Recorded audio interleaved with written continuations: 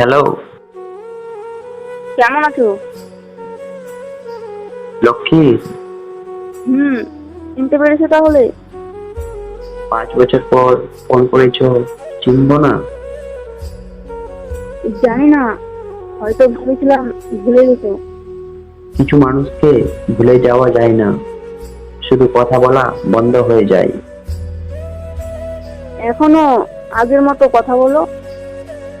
আর তুমি এখনো হঠাৎ এসে পুরোনো স্মৃতি জাগিয়ে দাও। সরি। সরি বলার জন্য ফোন করেছো? না, আসলে আজ চাচল বাস স্ট্যান্ডে গিয়েছিলাম।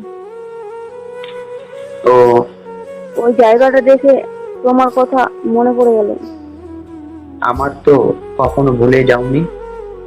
হুম। যখন ওই রাস্তা দিয়ে যাই, মনে হয় তুমি হয়তো কোথাও দাঁড়িয়ে আছো। জানো, আমি অনেকবার তোমার নাম্বার ডায়াল করেছি। তাহলে কল করোনি কেন? ভয় লাগতো। কিসের ভয়? যদি তুমি বলো কে আপনি। আমি এতটা নিষ্ঠুর হতে পারিনি লক্ষ্মী। বিয়ে হয়ে গেছে তোমার? হ্যাঁ, ভালো আছো? সংসার চলছে, কিন্তু ভালো আছে কিনা জানি না। বুঝলাম। আর তোমার? আমারও জীবন চলছে। তুমি কি আমাকে ঘৃণা করো? না। তাহলে? যে মানুষটাকে একসময় নিজের জীবনের চেয়ে বেশি ভালোবেসেছিলাম, তাকে ঘৃণা করতে পারি কখনো? আর তোমার কথা খুব মনে পড়ছিল। তা তো প্রতিদিনই করে। তাহলে ফোন করনি কেন?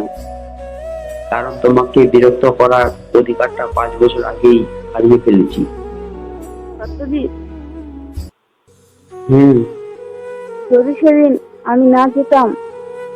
তাহলে হয়তো আজ এই ফোনটা করতে হতো না। আমাকে ক্ষমা করতে পারবে?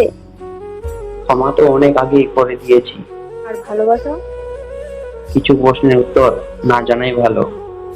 রাত অনেক হয়েছে লক্ষ্মী। হুম, ভালো থেকো। তুমিও। আর হ্যাঁ, বলো। পরের জন্ম বলে যদি কিছু থাকে, তাহলে মাঝপথে ছেড়ে যেও না।